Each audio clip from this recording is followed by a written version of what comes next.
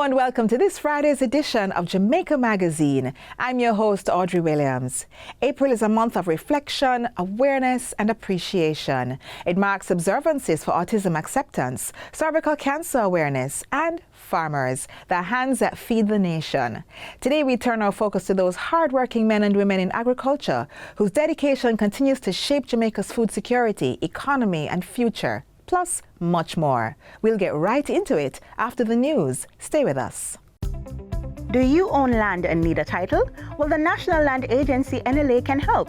Through the systematic land registration process, the NLA will assist residents to get titles in declared project areas across Jamaica. Systematic land registration is the methodical and orderly registration of parcels of land in a designated area known as systematic adjudication area. For further information on the systematic land registration process, including declared systematic adjudication areas, who can apply and the benefits, visit the National Land Agency's website at www.nla.gov.jm or email asknla@nla.gov.jm. The National Land Agency, one agency, one goal.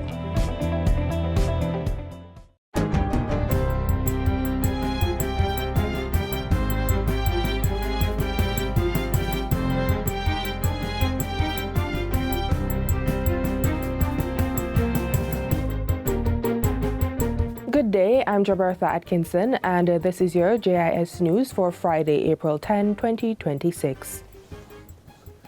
Energy Minister Darrell Vaz is expressing cautious optimism at the latest update on offshore oil and gas exploration activities in Jamaican waters by United Oil and Gas plc. UOG holds the production sharing agreement granting exclusive rights to explore for oil and gas within the Walton Morant Basin offshore Jamaica. This week, the company revealed that results from its recently completed surface geochemical survey suggest the presence of a working petroleum system offshore Jamaica. Minister Vaz says this is encouraging, but cautions that it does not constitute a discovery of oil or gas, nor does it signal the commencement of production. We will not know definitively until such time as we drill a well, which will require the company United Oil and Gas to raise between 60 and 70 million US dollars through partnerships with big oil companies to drill a well. The results of that will be the most telling and conclusive.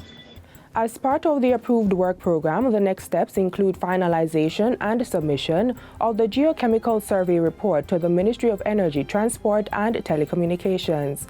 A technical advisory committee meeting will then be held between the ministry and UOG. Further steps involve continued efforts by UOG to attract a farming partner to share the risks and costs associated with drilling, reprocessing of 3D seismic data to enhance subsurface imaging, and a drill or drop decision by January 2028. Minister Vaz says engagement with stakeholders remains ongoing to ensure that all activities are conducted to the highest environmental standards, safeguarding livelihoods and marine ecosystems. 8 members of the Judiciary were sworn into higher offices by Governor General Sir Patrick Allen yesterday. The 8 judges took the oath of allegiance and the judicial oath during a swearing-in ceremony at King's House. Justices Lorna Shelley Williams and Caroline Ty Powell will serve as acting judges of appeal from April 20 to July 31, 2026.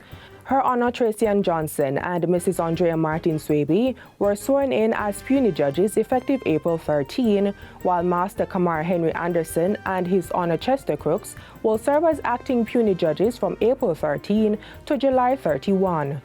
Her Honor Christine McNeil and Her Honor Yvette Wentworth Miller will serve as acting masters in chambers for that same period. The Governor General implored them to uphold the nation's commitment to the rule of law and to the fair and impartial administration of justice. So as you assume your duties, we depend on you to carry your share of the responsibilities in our society. We depend on you to uphold this delicate equilibrium, resolute in your independence and unwavering in your commitment to justice thereby preserving the dignity and integrity of Jamaica's judiciary. Chief Justice Brian Sykes affirmed that the new judicial officers were elevated on the basis of merit, their hard work, and a long track record of commitment to service. As you take your oath today, I invite you to see yourselves not only as judges of the law, but architects of resolution, to embrace a judicial philosophy that is forward-looking, forward-thinking, responsive, and deeply committed to the effective administration of justice. All persons still being sheltered in schools since the passage of Hurricane Melissa are to be rehoused in viable accommodations by May 8. The announcement was made by the Minister of Local Government and Community Development, Desmond McKenzie, in a statement released yesterday. As of April 9, 81 persons remain in 8 school shelters, most of them at Petersfield High School, which the ministry says will be given priority for relocation. A range of housing solutions is being deployed to support the transition of shelterees into more suitable living arrangements. These include the provision of government-procured modular housing units, the payment of rent in appropriate cases, and other tailored accommodation solutions based on the needs of individual families. Minister McKenzie says the relocation effort is being coordinated through a multi-agency response involving key ministries, departments, and agencies of government, with a special focus on the welfare of displaced residents and the broader recovery of communities affected by Hurricane Melissa. Government has taken an important step towards strengthening protection for Jamaica's cultural heritage. The country has now ratified the UNESCO 1970 Convention on the means of prohibiting and preventing the illicit import, export, and transfer of ownership of cultural property. Minister of Culture Olivia Grange signed the instrument of ratification on behalf of the government during a recent ceremony at her ministry's New Kingston office.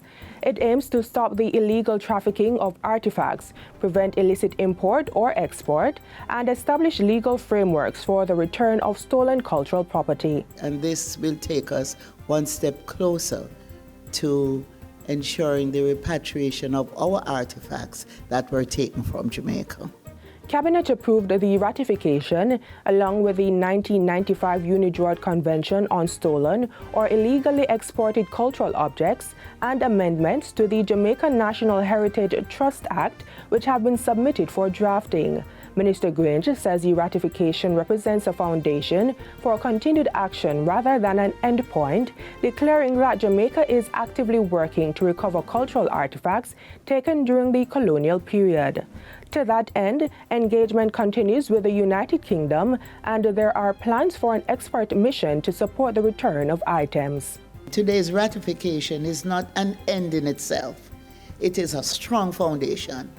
It sends a clear message that Jamaica values its heritage, Jamaica protects its cultural property, and Jamaica will not allow its history to be traded away. In fact, the UK has invited us to send 3 of our experts to the UK to visit the British Museum, where they will be able to list all the items that were taken from Jamaica, and that's a good start. Director General of UNESCO, Professor Khalid El Enani, participated in the signing ceremony. Today's ratification is a testimony of your strong determination to preserve your heritage. Meanwhile, the government is moving to strengthen support for Jamaica's creative sector in times of crisis. A declaration of intent to establish a Culture and Creative Industries Fund has been signed by the Ministry of Culture and UNESCO. The fund will start with $100 million in seed financing to help creative practitioners recover from disasters, including restoring tools of trade and providing financial support. Permanent Secretary in the Culture Ministry, Dean Roy Bernard, explains that the initiative resulted from work to address Hurricane Melissa's impact on cultural practitioners and the industry. The passage of Hurricane Melissa was devastating on our creatives, on our cultural practitioners, on our cultural sites. And it is something that we have been grappling with as to how to respond. He explains that the government, in collaboration with UNESCO, conducted a post-disaster assessment which highlighted the need for resilience. What came out of that is the importance of ensuring not only that we build back better and bigger and stronger, but that we remain resilient to ensure that if ever, whenever a catastrophic event like this would occur or recur, our creatives, practitioners are prepared. And it is the government's duty to ensure that they are prepared. Director General of UNESCO, Professor Khalid El-Elnani, stressed the organization's commitment to the effort. It will be a priority for us at UNESCO. I had a meeting this morning with my colleagues from the UNESCO office. They are very determined to take the partnership between Jamaica and UNESCO further and further. And finally, 5 secondary schools in western Jamaica that suffered extensive damage during Hurricane Melissa are to receive $1 million each from the 2026 Jill Stuart Mobay City Run. The 10th staging of the charity run is scheduled for Sunday, May 3, starting and ending at Harmony Beach Park with a 5K and 10K run and walk. Founder and organizer of the event, Janet Silvera, says the initiative, which traditionally raises funds to support tertiary level students facing financial challenges, has extended its reach this year in light of the impact of the hurricane. For this year's event, they are looking to raise $10 million to support education in western parishes. This year, we have added 5 high schools to the 5 tertiary institutions that have been benefiting from this run. The institutions to benefit are Cambridge High and Herbert Morrison Technical in St. James, Racines High in Hanover, Belmont Academy in Westmoreland, and Magati High School in St. Elizabeth. Digicel Foundation, which is a sponsor of the City Run, is providing an additional $2.5 million to Magati High. We have a group that is in Maine, in the United States. They have been working assiduously to get laptops, tablets, bags, etc. for the high schools that we're helping. Ms. Silvera provided the details during a think tank at the JIS Montego Bay Regional Office on Wednesday. She revealed that 2 students in Trelawney would also be sponsored to participate in the International Peace Boat Program in June. And the event also maintains its Champions of the West program, introduced last year to recognize and support young athletic talent.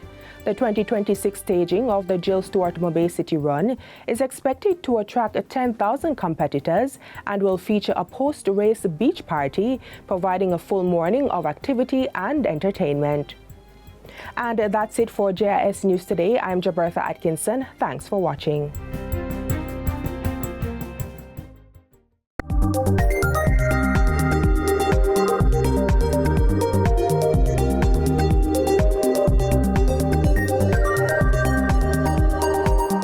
Thank you for staying with us. Our upcoming feature takes you inside the Jamaica Blue Mountain Coffee Festival, showcasing its vibrant highlights while exploring the rich history and legacy of our coffee and its world-renowned reputation.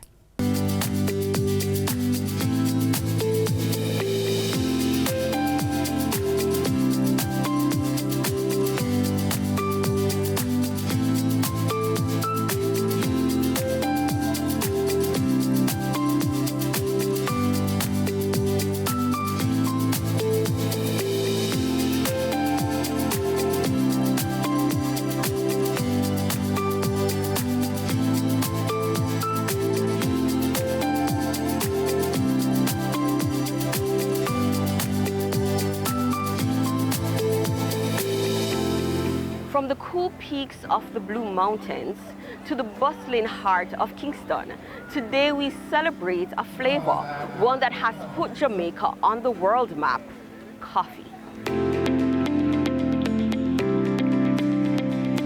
Coffee cultivation in Jamaica began in 1728 when plants were introduced from Martinique by then Governor Sir Nicholas Laws.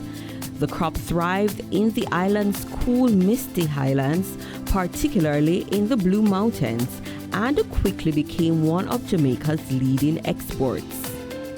By the late 1700s, there were hundreds of coffee plantations across the island, largely driven by enslaved African labor.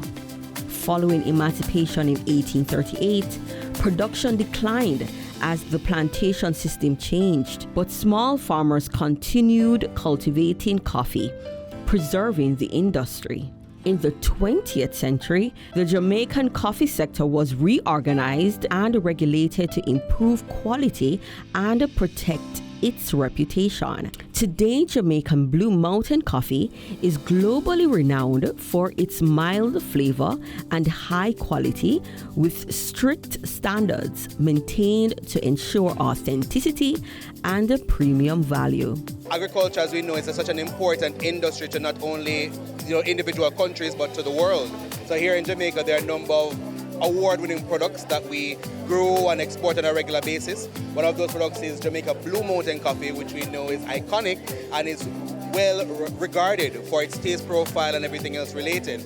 And so it only makes sense that agriculture and tourism have these cross linkages, because the agricultural aspect, the food aspect of everything appeals to those tourists who visit and those tourists who bring back our products back to where they're from, and that's always good. The Jamaica Blue Mountain coffee is originally Jamaican. It's grown at elevations of over 5,000 feet, which is a perfect mix of sweetness and a little bit of acidity, and it helps ripen the taste profiles in a real way, because of course we know the Blue Mountains are cool, a lot of rainfall, so on, and so that's what really makes Blue Mountain coffee so unique. While Japan remains the primary market, demand is expanding. The United States now accounts for up to 30% of exports, with growing interest from the United Kingdom.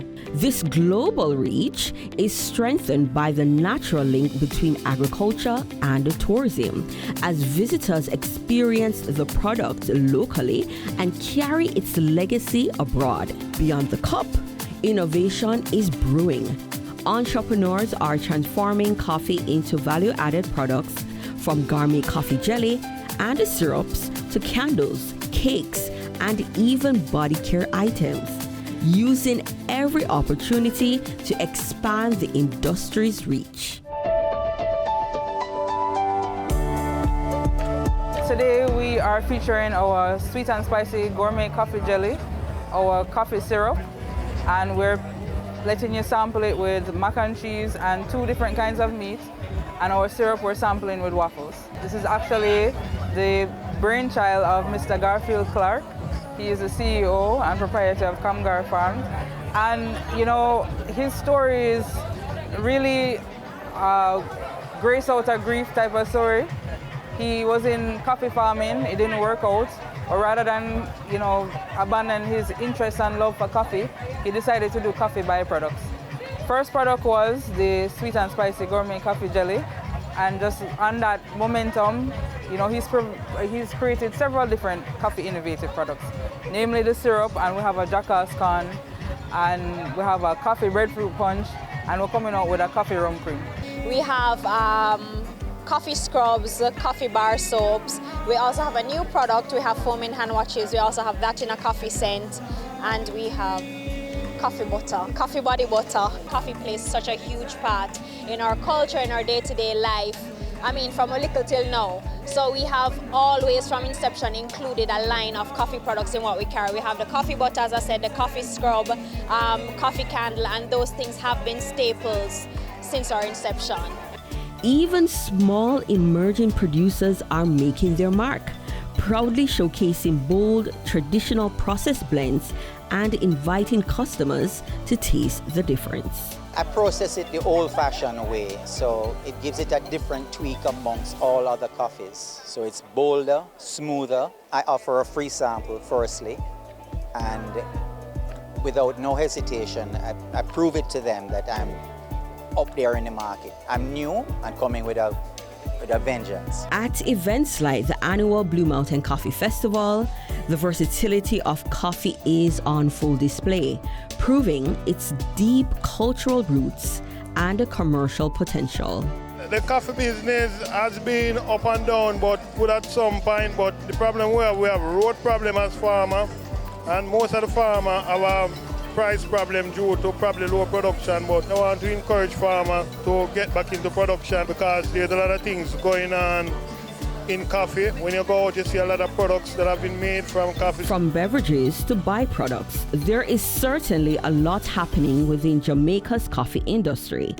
And every year, government ensures you can experience it all at the Blue Mountain Coffee Festival.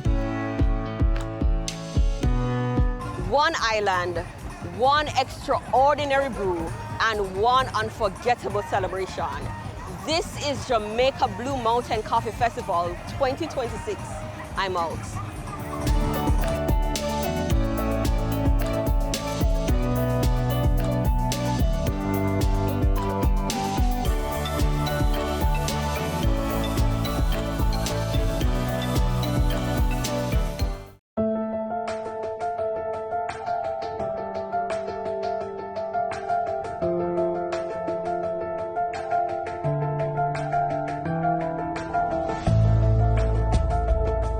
While we have seen a reduction in terms of the damage being done to hydrants, we still continue to see situations where persons, they continue to abuse the hydrants.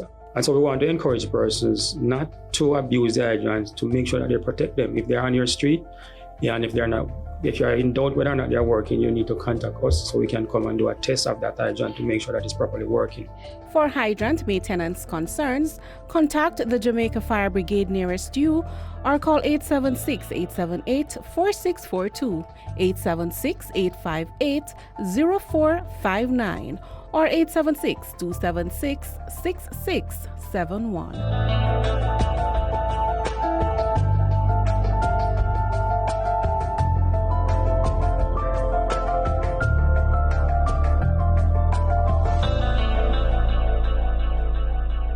When you think about building, repairing, or improving your home, you'll likely picture calling in a contractor, often a man. But did you know women are also making strong strides in the industry? Our next feature highlights a woman who is carving out her place and making her mark in this traditionally male-dominated field.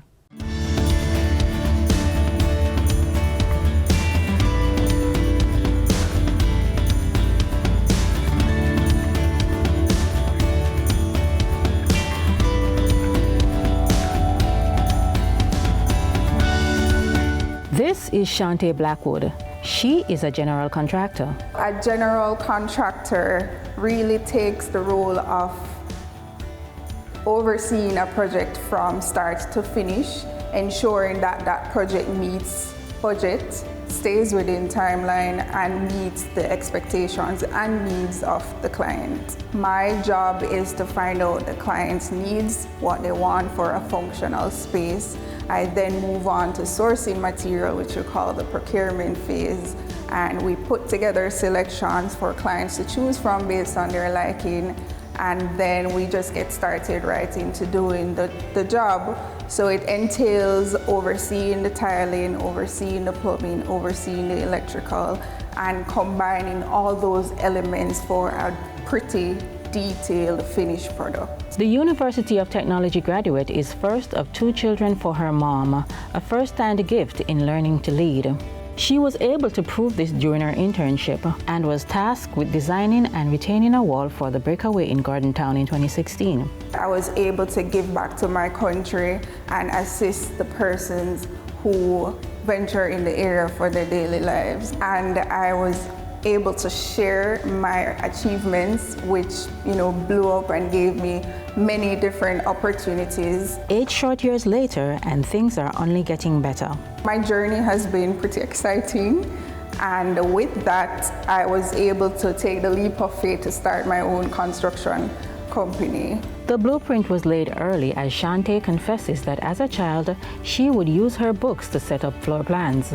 The young artist was set on designing buildings. Whether it be civil engineers or general contractors, the field is predominantly male-driven, so we had to find out what made Shante want to go this route. Well, the journey for me started at an early age with the interest of being an architect at first.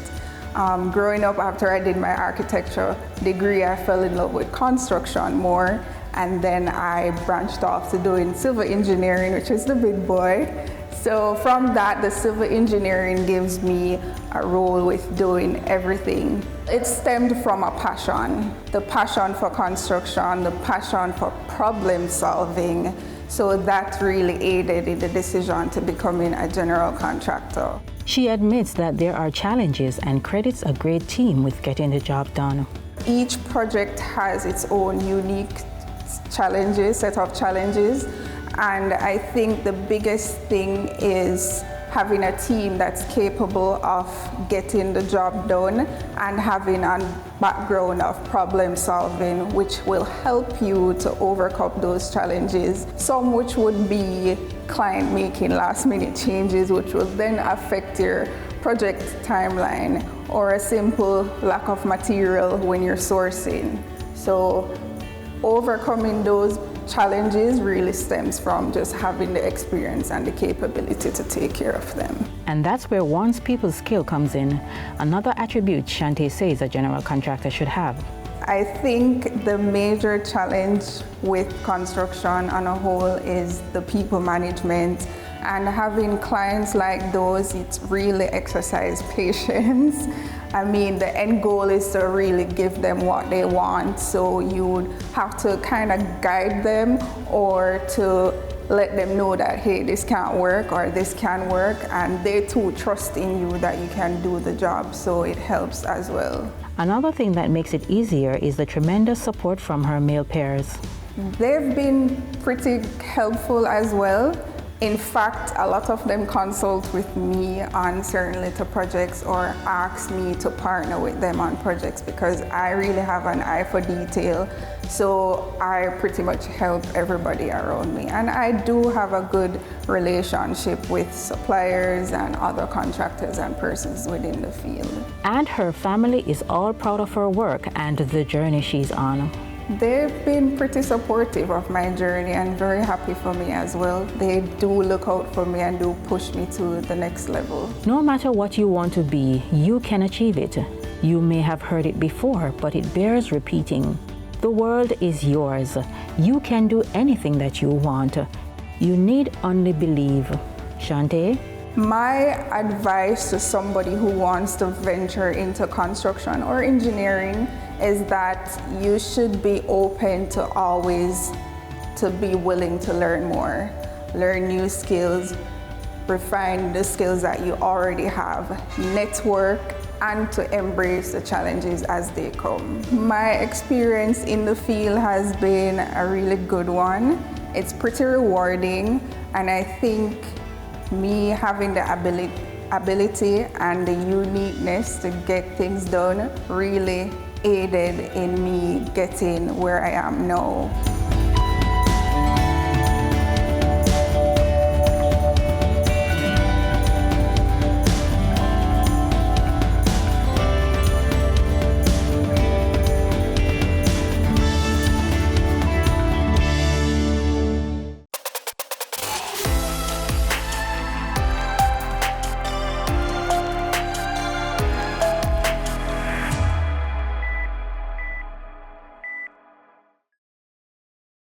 This is where we wrap up today's program. I hope you've been informed, inspired, and uplifted. Join us again tomorrow for another engaging edition of Jamaica Magazine, right here on this station.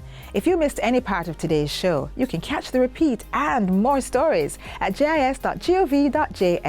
I'm Audrey Williams. Thanks for watching, and as always, walk good.